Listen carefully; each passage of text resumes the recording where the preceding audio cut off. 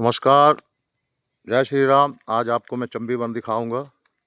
ये जो आप रास्ता देख पा रहे हैं, हमारे बुजुर्गों की लाइफ लाइन थी। पहले जब सड़कों की कनेक्टिविटी नहीं हुआ करती थी तो हमारे बुजुर्ग इसी रास्ते से भी बैजनाथ तक की बस आती थी। यहाँ से बैजनाथ जाते थे। यहाँ से लगभग 22 किलोमीटर की दूरी पर बैजनाथ है। तो मतलब जब कभी बम्बई में उनका कारोबार था अपना, जब आते थे तो बैजनाथ तक आते, वहाँ से खच्चरों से सामान वगैरह लाद कर यहाँ तक आते थे और यहीं से वापस जाते थे। तो एक्चुअली ये रास्ता कम से कम 6-7 गांव को जोड़ता था पहले।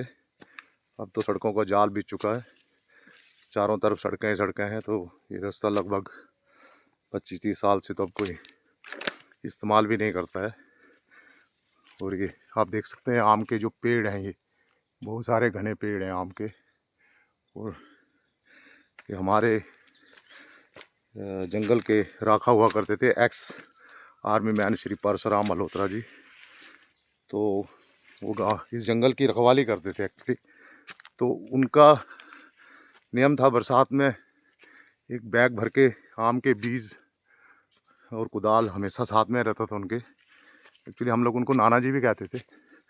तो उन्होंने इस जंगल में इतने आम के पेड़ लगा दिए कि हर तरफ नीचे आप देखेंगे वहाँ से लाइन में और ये रास्ते के आजू बाजू में पूरे आम के पेड़ ही लगाए थे उन्होंने। और ये आम देसी आम होते हैं, बड़े मीठे और स्वादिष्ट तरह के होते हैं। अब तो लोग कम ही आते हैं जंगल में, बरसात में तो कोई आता भी नहीं है यहाँ पे। फिर बरसात कम हुई तो लोग लकड़ियाँ लेने वगैरह आएंगे या घास वगैरह कुछ लेंगे यहाँ से। आप देख सकते हैं बड़ा घना जंगल है। इस जंगल में जानवरों की तादाद भी बहुत ज़्यादा है, जैसे बारहसिंगा वगैरह, छोटे जो डियर होते हैं, हमारी भाषा में कक्कड़ बोलते हैं उनको, खरगोश और पोर्क्यूपाइन वगैरह भी जंगल में बहुत होती है। तो जंगली मुर्गे मोर तो उनकी तादाद तो कुछ अधिक ही है, क्योंकि चलने के लिए भी दुभर हो रहा है, क्योंकि रास्ता मात्र बचा हुआ है।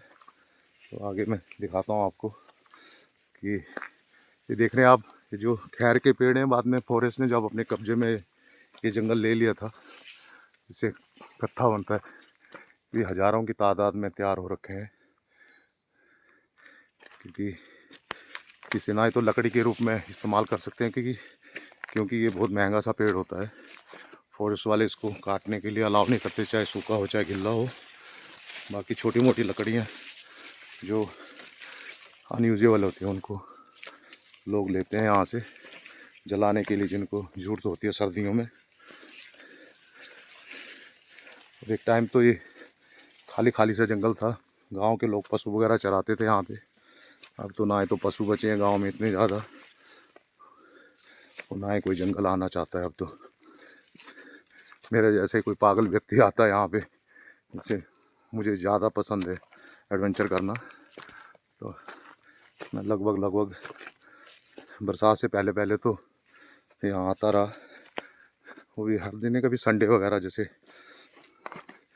जब मेरा ऑफ होता है, आई मीन काम धंधे से छुट्टी होती है, तब तो अच्छा लगता है यहाँ पे इन पेड़ों को देखकर मन को एक अलग सा अनुभूति और शांति जैसी मिलती है।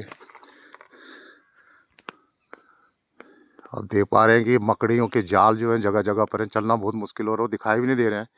जब मुंह वगैरह में फंस रहे हैं तो पता चल रहा है कि मकड़ी का जाल फंस गया मुंह में, पहुंचना पड़ रहा है।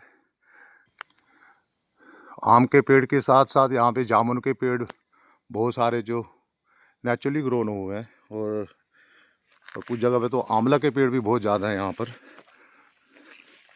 जैसे जो डियर प्रजाति का जो जानवर होता है, उसे आंवला खाना बहुत पसंद है एक्चुअली, आंवले ज़्यादा खाता है वो।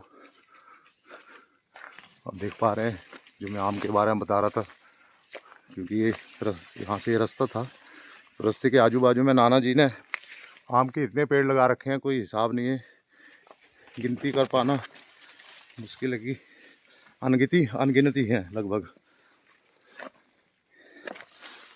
जैसे कि जब कच्चे आम होते हैं तो लोग आते हैं इनको निकालने के लिए, जैसे उसका अमचूर वगैरह, या हमारी भाषा में माकड़ी बोलते हैं, तो कच्चे लेके जाते हैं। पके आमों के लिए तो कोई जाके आता है यहाँ पे, क्योंकि आप देख पा रहे हैं ये खजूर का पेड़ आ गया।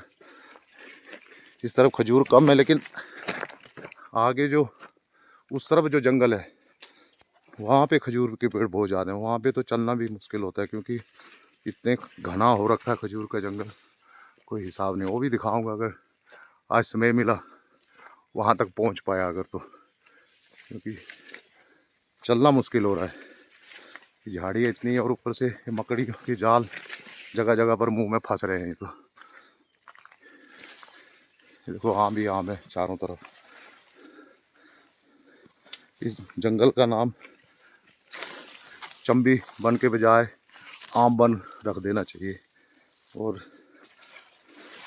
तो नाना जी तो स्वर्ग में बैठे हैं, लेकिन उनका बहुत आभार, भगवान उनकी आत्मा को शांति दे, जिन्होंने इतने पेड़ लगा रखे हैं जो कि लोग आज इस्तेमाल करते हैं इसके फलों को।